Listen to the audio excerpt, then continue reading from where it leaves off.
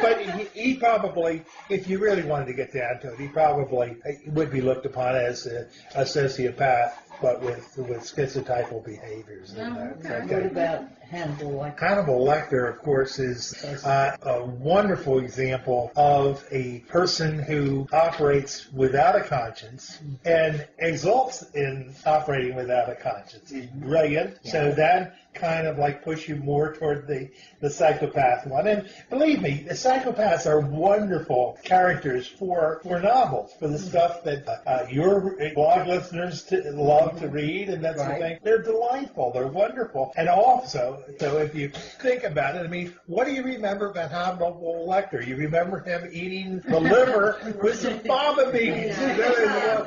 And you remember that horrible sound he makes. Yeah. Well, but why? Because basically he flaunts every kind of norm that you and I would operate on. What I found more interesting about him was the relationship he had with Clarice Starling, that how he manipulated her, and it was brilliantly. That's psychopathology 101. Absolutely wonderful. You know, they manipulate in all different ways. Bundy manipulated in a very sexually charged environment. He manipulates in, I'm smarter than you are. I can get you to agree to this. I can get you to this stage. You know? But he used that wounded bird. Yeah. Well, he used whatever tools he needed. Oh yeah, he's absolutely marvelous.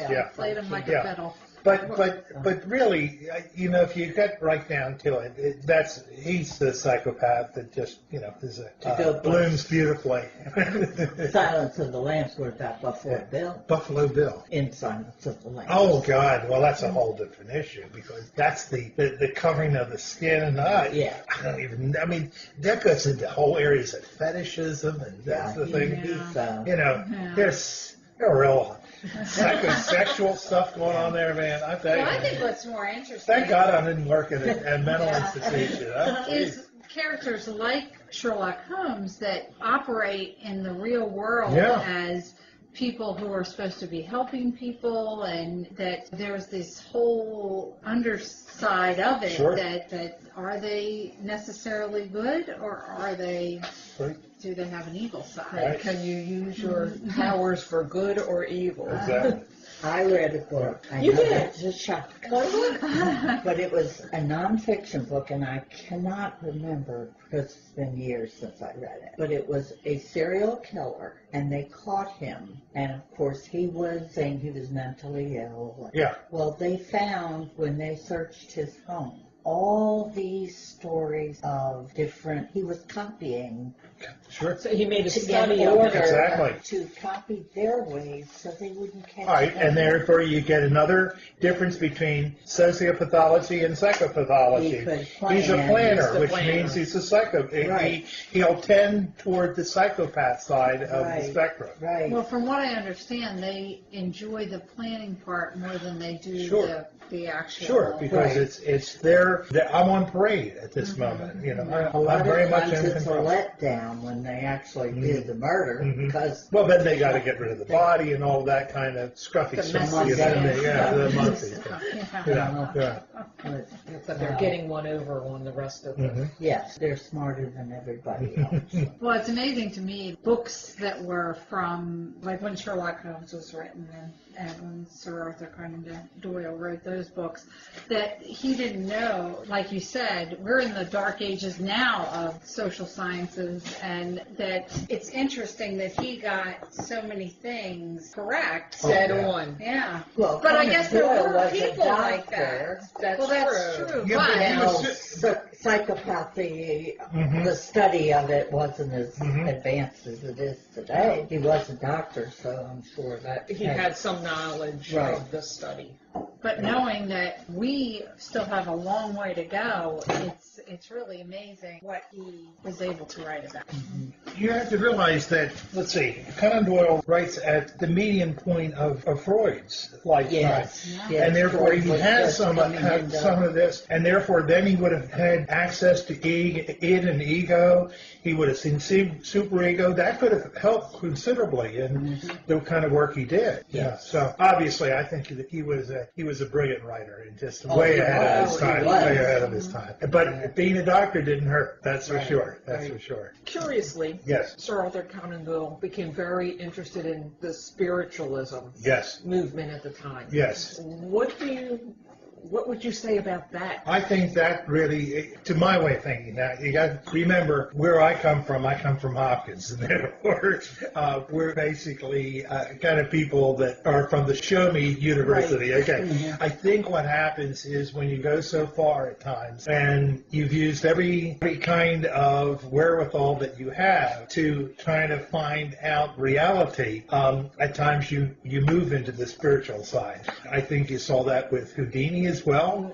You know, you saw it with Conan Doyle, you see it with a number of different people that tend to think, well, we've gone so far, and yet it still hasn't answered all of our questions. Perhaps there's another spectrum, and it could be. It could be that that's what they were seeking, and that's what we should be seeking. But the point is, I see that as a common issue, that there's a movement toward spirituality among several people. You don't see it with certain other writers, but I did see it with that. I do see it with Houdini, who pushed the edge of his attempts to master his craft Right. to a point where then he was very interested in the afterlife and spirituality, and Well, he he- set up a thing into which he would say, here's what I'm going to say in the afterlife, only you will know it, you know. Right, his wife was, Yes, it yes. became very interested, of course, after his Mhm. death, but he actually was more interested in Debunking. and, Yes. and you know, going after the hucksters But see, at the time. that doesn't matter. It's still an interest in spirituality. It's True. just that Yeah, it's because just I think he was trying to, if it was true, yeah. he would have embraced it. Good for us. Good for Right. us. Hey, Right. Good for our side. Right. Finding the Yeah, the yeah. Yes. frauds Yes, that were out which he there. did not want. Yes, Right. yes.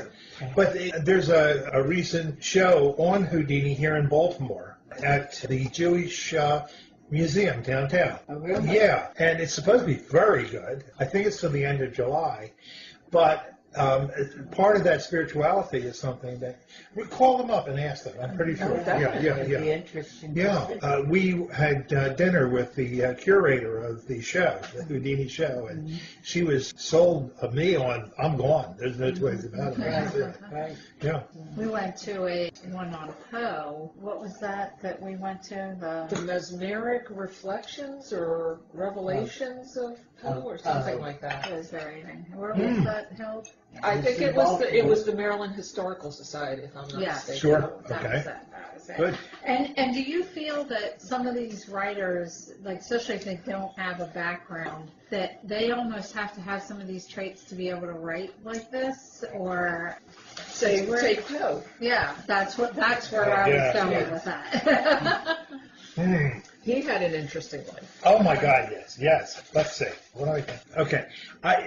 My whole understanding of Poe is that this is a tortured man. Now, why was he tortured? He was tortured because he had an addictive personality disorder to begin with. Okay, that's one of the things. And yet, people told him that it was a weakness at his point. I think the other thing that you have to remember about Poe is that Poe had this interest in the occult that was deeply involving him.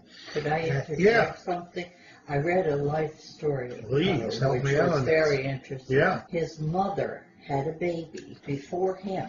Yes. She named Edgar Poe, because he took the name of Allen Okay. later in life. Yes. She used to take him to the grave of the infant child. Mm.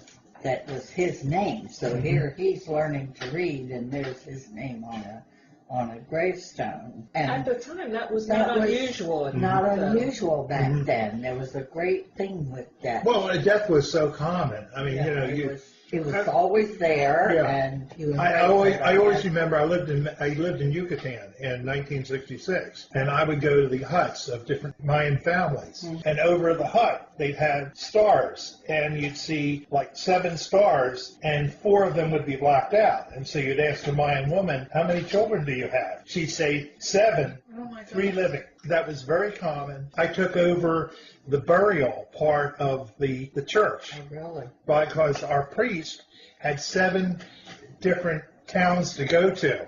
And so I was, because I had volunteered to work, I was in charge of this, and we unfortunately buried a child almost every day, and little tiny ones especially, of amoebic dysentery, that sort of thing. But that was quite common, and I think back, if you think to Poe's day, death in the family was quite common. So, but I'm not sure that trotting off to the cemetery is a great idea. They didn't know better. But it gives you fascination. They said that was one of his things It's a predilection. him as he And got just think older. about all the different kinds of things in which you're encased, and which is a burial theme, that sort of thing. And then, of course, his sweetheart died, and then so it was, But I think going back to the nature-nurture thing, I think that's so fascinating, and that they can use to diagnose people, that they can take a look at their past now and know that it's going to maybe affect them as an adult in their adulthood. Yes. It's just fascinating. Oh, I couldn't agree with you more. And I think that brings you back to Anne's question of what kind of interventions are interventions that are used with very young kids who are showing maybe dangerous signs of psychopathology. We know that the environment is going to create sociopaths. We know that part of it. That unfortunately is a sad truth to that. But that's a very interesting question. I think the other question is the question that I think has been raised a few times is, what basically does the author know to create these characters who are either psychopaths or sociopaths? And I think you really have to be a great student of human nature to do that. But to me, I find some brilliantly written, they could almost be case studies. And then I find some that are just so silly. I mean, you just think, come on. Well, that's the thing. If it doesn't ring true, your fans are going to let you know. Exactly. And I think that's probably also something that a good editor is on the lookout for.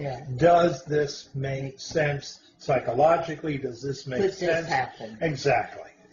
Does it have any foothold in reality, or is this something that's almost very much fantasy type of thing? Well, we have a lot of first-time writers that listen to us, so hopefully they can use this information if they're going to do a psychological test. And I would tell them is just look at the literature on the differences between psychopaths and sociopaths. And it's fascinating in itself. And you could say, doggone it, I know people like that. Or I've heard of people like that. Or this has run true from a book I read by X or Y or Z. And I think that's the good beginning. But also know that there's an overlying rubric, which is this antisocial personality disorder. And it basically says right out front, any of the types of rules that you and I operate by don't apply. And you won't find normal people in here. You're only going to find people that couldn't care less. And you're going to find people that run roughshod over other people's feelings. They operate without conscience. They operate...